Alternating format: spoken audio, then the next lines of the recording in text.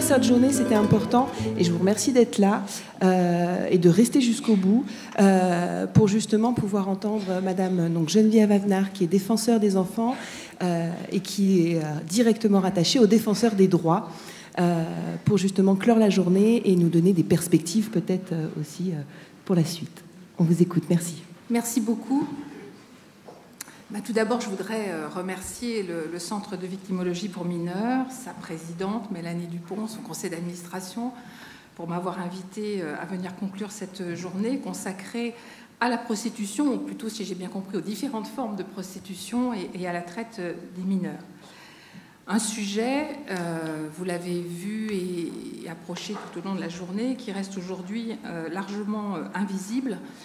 Et j'avais envie de dire que notre rôle, le rôle du défenseur des droits, dont je suis l'adjointe, je suis très proche de lui parce que je suis une de ses adjointes, et celui de la défenseur des enfants, est justement souvent de mettre en lumière les réalités qui sont vécues par nos concitoyens, donc en particulier les enfants, ces réalités qu'on ne veut pas voir ou qu'on ne voit pas, et ceci au travers des réclamations que nous recevons de la part de particuliers, de professionnels ou d'associations, et qui sont autant de petits faits vrais qui, selon l'expression de Stendhal, qui nous placent en observateurs privilégiés des difficultés qui peuvent être rencontrées dans notre pays, des difficultés en particulier que rencontrent les enfants, et qui nous placent aussi en acteurs pour éclairer les pouvoirs publics sur ces difficultés. Ainsi, sur la problématique de la prostitution des enfants, alors je fais une parenthèse, moi je parle toujours d'enfants, parce que dans la Convention internationale des droits de l'enfant, dont je suis chargée d'assurer la défense et la promotion et l'application dans notre pays, eh bien, dans la Convention internationale des droits de l'enfant, est un enfant, tout être humain âgé de moins de 18 ans. Donc, forcément, je retiens cette expression, ce terme, d'autant qu'il renvoie à la question à la fois de la vulnérabilité et à la question de l'accompagnement vers le développement et à l'éducation. Donc, voilà. En tout cas, sur la problématique de la prostitution des enfants, dans notre rapport annuel consacré aux droits des enfants en 2017, nous avons, et j'ai souhaité que la question de la prostitution soit abordée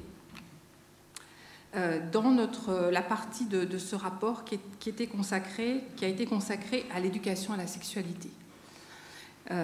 Et ce rapport alerte les pouvoirs publics, a alerté les pouvoirs publics sur la prostitution des enfants, en particulier sur les phénomènes de prostitution occasionnelle que vous avez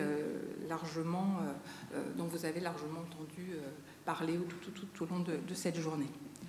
Je voudrais aussi remercier l'ensemble des associations que j'ai rencontrées et qui œuvrent dans la lutte contre la traite des enfants et l'exploitation sexuelle des enfants, et plusieurs d'entre elles sont intervenues aujourd'hui. En ce qui me concerne, elles m'ont beaucoup apporté. Je pense notamment à la CPE ou à l'association Charonne. Je suis allée voir, sur votre invitation, je cherche l'association Charonne, voir quelques clips vidéo.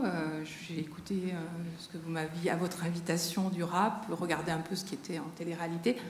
Enfin, mais certains, enfin, je crois que ce qui m'a le plus surprise, c'est vraiment surprise, choquée, dérangée, voilà, plutôt que choquée, dérangée, ce sont vraiment les clips vidéo de chansons de chanteuses très diffusées, hein, et notamment auprès des tout petits, enfin des plus petits. Donc je me suis dit, voilà, ça m'a... En tout cas, merci, parce que vous m'avez beaucoup apporté en termes de compréhension de ces phénomènes et des raisons qui pouvaient conduire effectivement des jeunes filles et des jeunes garçons à verser ces comportements.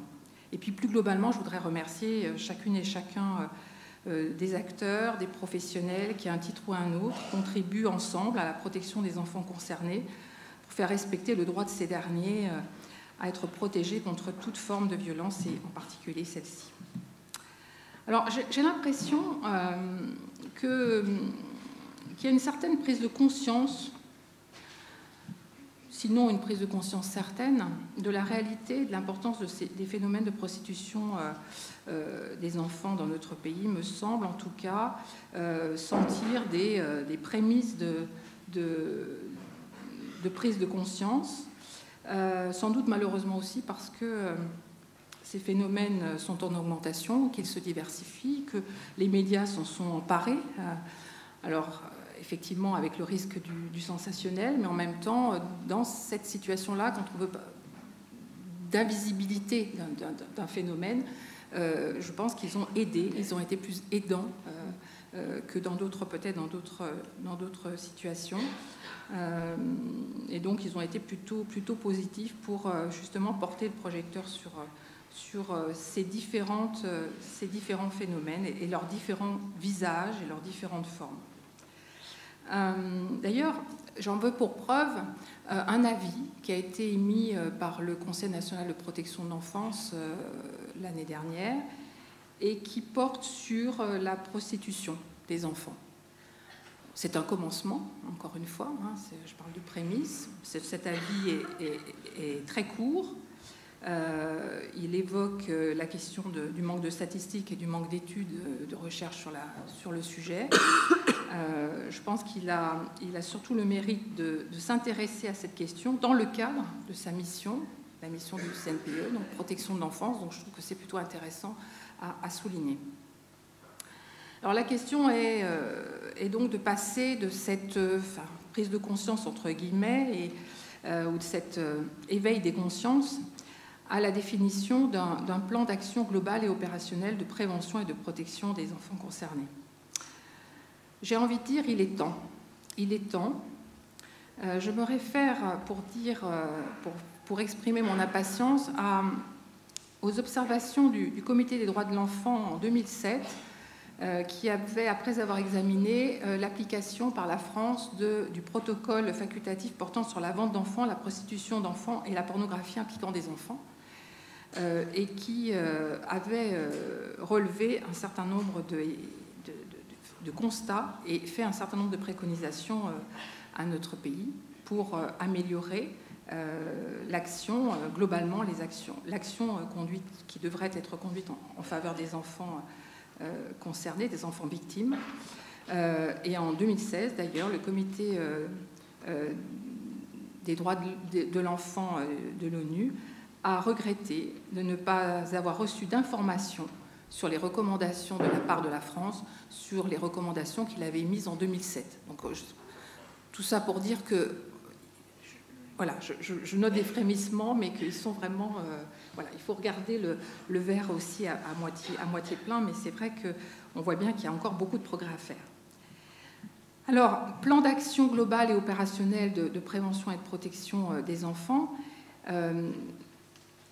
qui soit fondé, je pense qu'il est important de le souligner, de mon point de vue de défenseur des enfants, sur l'intérêt supérieur de l'enfant et les droits de l'enfant, donc en particulier qui sont consacrés par la Convention internationale des droits de l'enfant. Les droits de l'enfant, tout à l'heure, vous évoquiez la question on éduque des enfants à la docilité. Ça veut dire, la Convention internationale des droits de l'enfant, elle indique, elle consacre l'enfant comme une personne à part entière, comme un sujet de droit propre, qui a la capacité en particulier de pouvoir s'exprimer et de pouvoir participer, et qui doit être, pour lequel les adultes ont le devoir et l'obligation de l'accompagner, de lui donner l'information appropriée et de lui permettre de faire valoir son cheminement, son développement. Également, un plan d'action global appuyé sur la particulière vulnérabilité des enfants face aux abus et à l'exploitation, d'une manière générale, et en particulier face aux abus sexuels et à l'exploitation sexuelle. Avec les particulières obligations, j'ai envie de dire, qui en découlent pour les États et les pouvoirs publics, de prendre en considération cette vulnérabilité de manière appropriée et adaptée.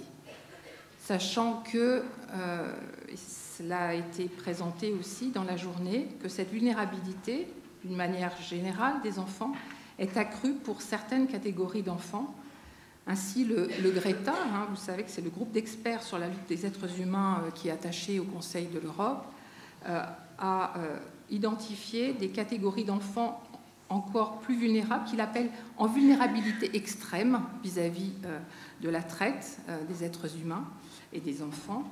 Donc les enfants qui n'ont pas d'état civil, les enfants à la rue, les enfants séparés ou non accompagnés, ou les enfants placés en institution. Très clairement, donc toute catégorie d'extrême vulnérabilité. Définition d'un plan d'action dédié aux enfants est global. Le plan de lutte contre la traite des êtres humains, dont je pense, qui a dû vous être présenté ce matin, en fait contient 2 mesures spécifiques sur les enfants, sur les mineurs, puisque c'est le titre de ces mesures. Et ce que nous avions constaté et fait remonter au Comité des droits de l'enfant de l'ONU en 2015, c'était que, paradoxalement, les victimes majeures bénéficiaient de dispositifs de protection spécifiques en progrès, dispositifs de protection auxquels n'avaient pas accès les enfants. Paradoxe, des enfants plus vulnérables qui n'avaient pas accès à des dispositifs mis en place pour les personnes adultes, les personnes majeures. Alors, quand on dit plan d'action spécifique aux enfants, global, ça veut dire d'abord, ça passe par plusieurs éléments. D'abord, l'amélioration de la connaissance de ces phénomènes. C'est clair, et ça a été dit aussi, je pense, tout au long de la journée. Nous n'avons pas d'éléments statistiques de connaissance, en fait. C'est plutôt ça, de ces phénomènes de façon suffisante pour pouvoir éclairer l'élaboration de politiques publiques et en faire un sujet de politique publique. On sait très bien, alors en anglais, c'est no data, no problème. On sait très bien que s'il n'y a pas d'éléments de connaissance, eh bien, le problème est invisible et a toutes les chances de le rester. Donc c'est d'ailleurs la raison pour laquelle nous l'avons proposé dans nos différents rapports, le fait que des données statistiques soient disponibles. Le Comité des droits de l'enfant de l'ONU, dans ses observations à la France, a aussi demandé que, mais ça vaut d'ailleurs pour tous les droits de l'enfant, pour tous les sujets qui concernent les droits et les besoins fondamentaux des enfants, qu'il a demandé à ce que l'on dispose de données ventilées par droit et par sujet pour mieux appréhender la situation des enfants dans notre pays. Ça, c'est le premier point. Le deuxième point, c'est celui du développement d'actions de prévention et de sensibilisation.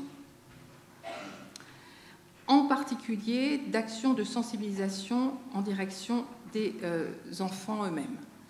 Et je fais aussi le lien avec ce qui a été dit sur l'éducation à la sexualité.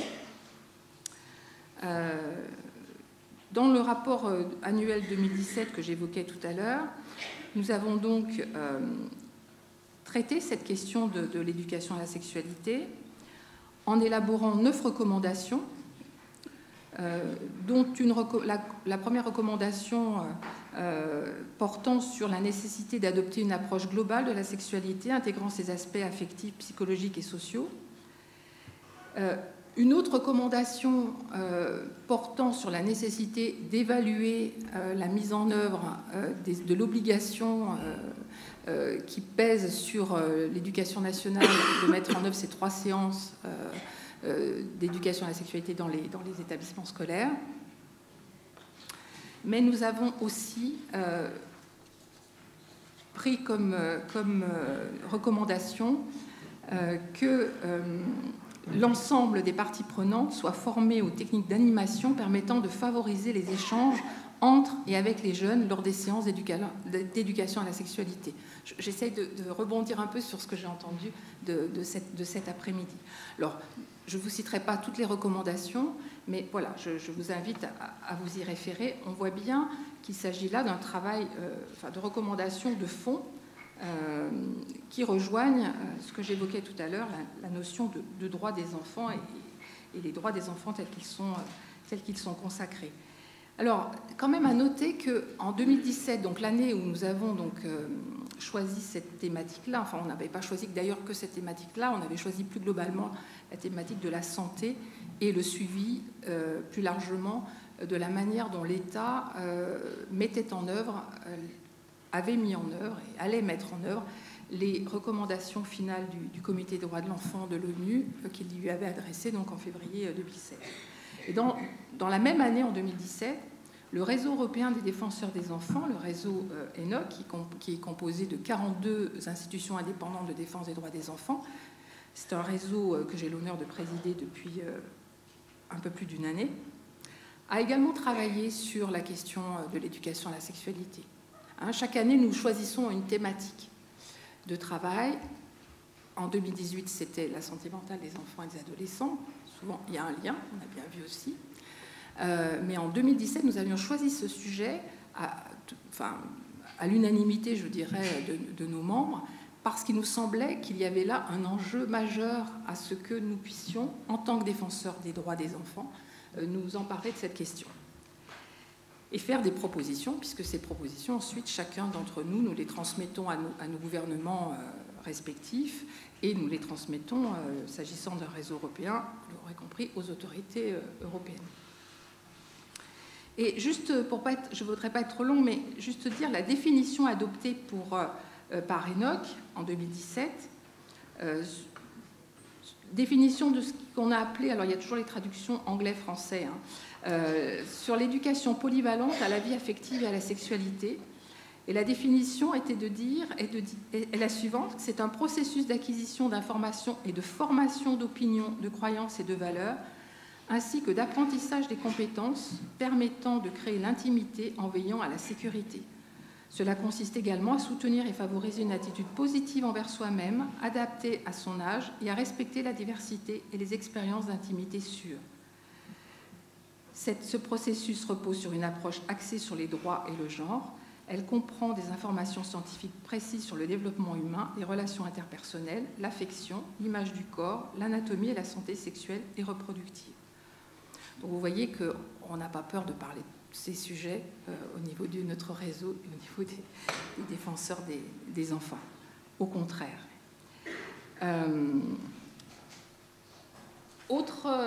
Autre dimension d'un plan d'action global dédié aux enfants, c'est la dimension de la formation des professionnels, quels que soient ces professionnels. Vous l'avez aussi évoqué, j'ai entendu, je n'étais pas là toute la journée, mais dans les tables rondes auxquelles j'ai pu assister, formation initiale et formation continue. Moi, j'ai envie de dire effectivement à la question de la traite des êtres humains, des enfants, à la question de la lutte contre la prostitution et l'exploitation sexuelle, mais plus largement, j'ai envie de dire formation des professionnels aux droits de l'enfant, au stade de développement de l'enfant, aux besoins fondamentaux des enfants. Enfin, je crois que c'est vraiment une approche beaucoup, beaucoup plus large. Alors, j'avais noté comme remarque qu'on ne peut pas être spécialiste de tout et que, du coup, dans toutes nos recommandations et dans tous nos rapports vient forcément la question de la formation. Et chaque fois, je me dis, mais on ajoute une couche à une couche et il va bien falloir faire, à un moment donné, des choix. Et du coup, c'est la question de la mise en réseau. Alors bon, je sais bien que réseau quand on parle de la prostitution, c'est pas adapté. Donc, il faudrait trouver un autre, même si je l'ai vu sur une diapo, faudrait trouver un autre mot.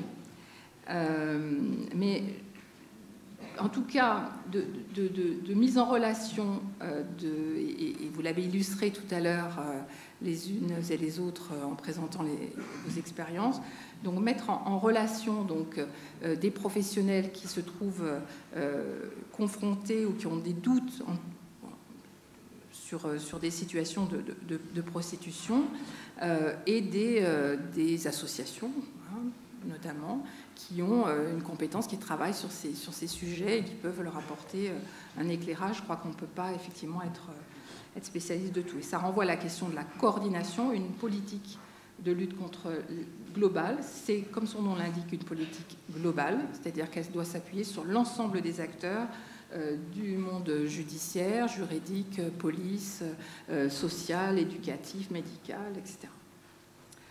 Avec également des moyens dédiés, des ressources humaines, des ressources techniques et des ressources financières qui soient suffisantes. Tout ça, tout ce que je viens de vous dire, c'est repris sous une autre forme par le Comité des droits de l'enfant de l'ONU dans ses exhortations à la France. Donc, je crois qu'une journée comme celle-ci, elle montre les marges de progrès à accomplir. Elle montre aussi ce qui est fait déjà. Et ça, c'est déjà important parce que ça montre que c'est possible de le faire. Après, la question, c'est celle du développement et de l'extension de ces démarches la plus large possible, donc dans le cadre de politique plus globale. Alors, quand je parle de politique globale et de politique globale dédiée, je veux évoquer une politique qui intègre toutes les dimensions et pas d'une politique qui soit sectionnée ou cloisonnée selon les différents champs professionnels et selon les institutions. Vous savez que c'est un des maux dont souffre notre pays. Dédiée aux enfants, parce que les enfants ont des besoins spécifiques. Moi, je parle d'enfants, mais tout à l'heure, on a eu une présentation sur les adolescents. Voilà, ce sont des adolescents avant tout, avec les particularités ou les caractéristiques liées à l'adolescence. Et en fait, une politique qui doit prendre toute sa place au sein d'une politique générale en faveur des enfants, de leur protection en faveur des enfants.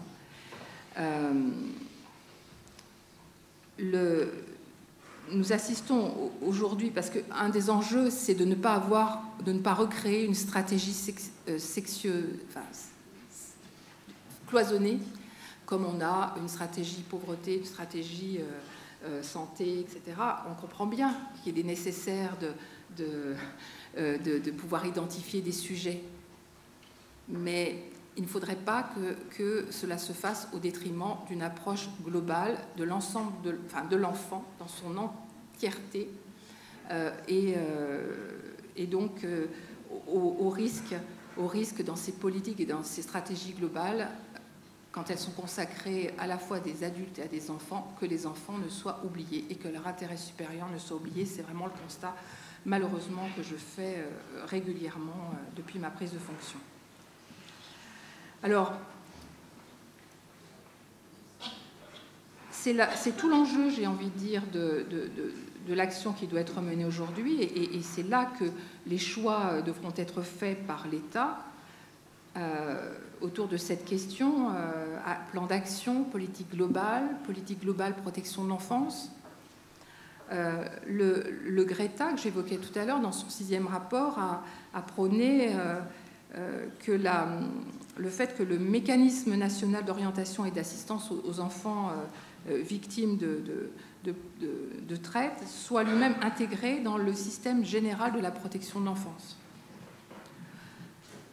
Alors, à l'heure où un nouveau secrétaire d'État vient d'être nommé auprès de la ministre de la Santé, en charge de la protection de l'enfance, je pense que ces questions, elles mériteront d'être posées. C'est cette question de la cohérence d'ensemble, de la globalité d'approche et du respect spécifique des droits et des besoins fondamentaux des enfants.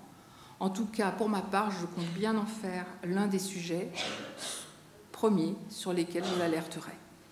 Merci à vous pour votre attention.